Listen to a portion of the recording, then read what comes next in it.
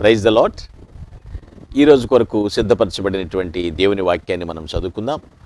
ఆదికాండము 3వ అధ్యాయము 21వ వచనం చదువుతబడుతుంది. శ్రద్ధగా ఆలకించమని మనవి. దేవుడైన యెహోవా ఆదామునకును అతని భార్యకును చర్మపు చొక్కాయిలను చేయించి వారికి తొడిగించెను. ప్రభునందు ప్రియులారా, ముందుగా మీకు హృదయపూర్వక వందనములు తెలియజేస్తూ ఉన్నాను.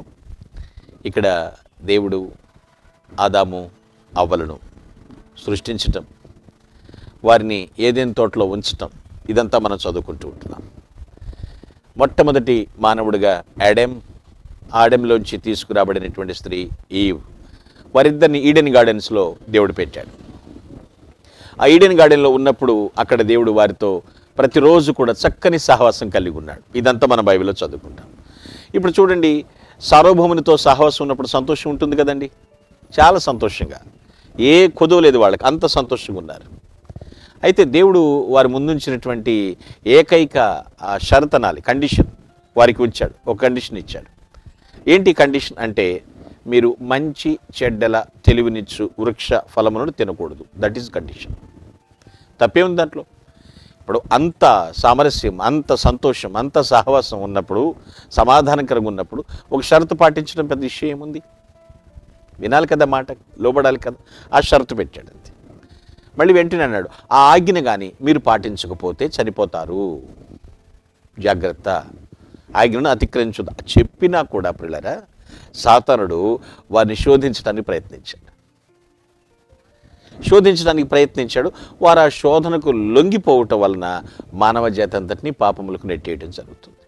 ఇది ఎప్పుడు కొన్ని మనం వింటూ ఉంటాం. అయితే అది ఏ విధంగా జరిగిందో ఇక్కడ మనం చూస్తే, సాతానుడు దేవుని వాక్యముని గురించి సందేహాన్ని లేవనెత్తాడు. ఇది చాలా గొప్ప విపత్తు అండోయ్. వాక్యంలాగా ఉంటే సాతానుడు ఏం చేస్తాడంటే దాని గురించి ఒక సందేహాన్ని తీసుకొస్తుంటాడు. అది ఇలాగేమో, అది అలాగేమో, నువ్వు ఇలా అర్థం చేసుకున్నావు అనుకుంటా అనేటువంటి సందేహాన్ని లేవనెత్తూ ఉంటాడు. అంతేకాదు, దేవుని మాటలను వక్రీకరించి ఒక చెట్టు ఫలములను తినకూడదని ఆదామవలను నిషేధించినటువంటి ఆ దేవుణ్ణి తప్పుగా చూపించాడు. చూడండి, వాక్యమును వక్రీకరిస్తేనే ఇక దేవుడు తప్పు అన్నట్లు చూపించడానికి నెక్స్ట్ రెడీ అన్నమాట. దేవుడు తప్పు అదే చూపించడానికి ప్రయత్నించాడు. నెక్స్ట్ ఏం చేశాడు సాతానుడు? ఆ అవిధేయత చూపించినటువంటి వారిపై దేవుని తీర్పు తప్పదు అన్న దాని గురించి కూడా ఆమెకు పూర్తి విరుద్ధంగా చెప్పాడు హవ్వకి. ఏం కాదు, తీర్పాలు ఇంకేనా, అలా ఏం లేదు, పూర్తిగా మార్పిచ్చేశాడు, విరుద్ధంగా చెప్పేశాడు.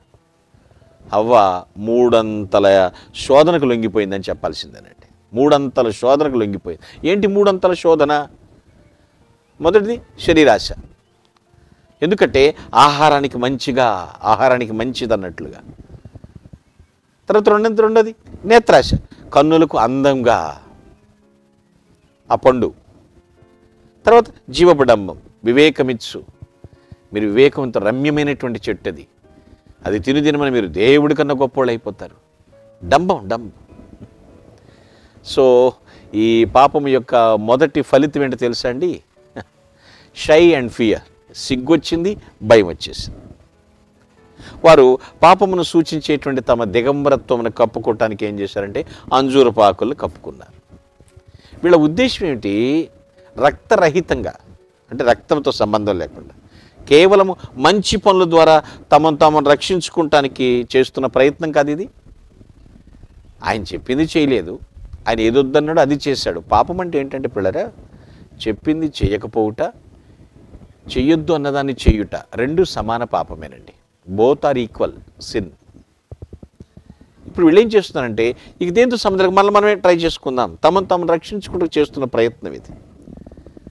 సో ఆ తర్వాత ప్రభు రావడం, జంతువుని వధించటం, వీరికి చర్మపు చొక్కాయలు చూయించి వాళ్ళకి సమకూర్చడం, ఇది విశ్వాసం మూలంగా మనం అర్థం చేసుకుంటే మనకు అందుబాటులో ఉంచబడినటువంటి గొర్రెపిల్లను, దేవుని గొర్రెపిల్ల యొక్క రక్తమును చిందించడం ద్వారా దోషులైన పాపులకు అందించబడేటువంటి నీతి వస్త్రాన్ని ఇది సూచిస్తుంది. మొట్టమొదటిగా వారికి చర్మపు చొక్కాయల్ని ప్రభువే తొడిగించాడు. అందుకనే దేవుడే మొట్టమొదటి టైలర్, దర్జీ అని చెప్తూ ఉంటారు. ఇక్కడ మనం గ్రహించాలి. ముగింపులో నేను మాట్లాడుతున్నాను, పాపంలో వచ్చే జీతము మరణం, దానికి ఎవడో తప్పించుకోలేడు. ఏది చేశావో దాన్ని ఖచ్చితంగా ఫలితం అనుభవించాల్సిందే కదండి. చేయొద్దన్నాడు, చేశారు, ఆజ్ఞను అతిక్రమించారు. తమ సొంత గుణాన్ని బట్టి కానీ లేదా మరియు ధర్మమును బట్టి అయితే ఎలా కుదురుతుంది? దేవుడు తప్పక తీర్పు తీర్చాల్సిందే. ఇప్పుడు ఆజ్ఞ ఇచ్చాడు, దాన్ని పాటించనప్పుడు దాన్ని తీర్పు తీర్చాల్సింది. కానీ తన ప్రియమైనటువంటి కుమారుని కొరకు దేవుడు ఏం చేస్తున్నాడండి? పాపమును క్షమించుటకు ఇష్టపడుతున్నాడు. ఆప్షన్ ఇచ్చాడు. ఫర్గివ్ మీ, తప్పు చేశాను అంటే క్షమించుటకు తన కుమారుడు ద్వారా దేవుడు ఆప్షన్ ఇచ్చాడు. దేవుడు ఇప్పటికీ కూడా అండి, అప్పుడు ఆదాము అవ్వల దగ్గర నుంచి కదా, అప్పటి నుంచి ఇప్పటికీ ఎప్పటికీ కూడా ఏంటంటే ఇప్పటికీ కూడా మానవులకు క్షమాపణ మరియు రక్షణ, ఫర్గివ్నెస్ అండ్ సాల్వేషన్ ఏర్పాటు చేసేసాడు. అంత ప్రిపేర్, ప్లాట్ఫామ్ రెడీగా ఉంది, ఏర్పాటు చేశాడు. ఇదే సిలువను గురించి మొదటి ప్రత్యక్షత.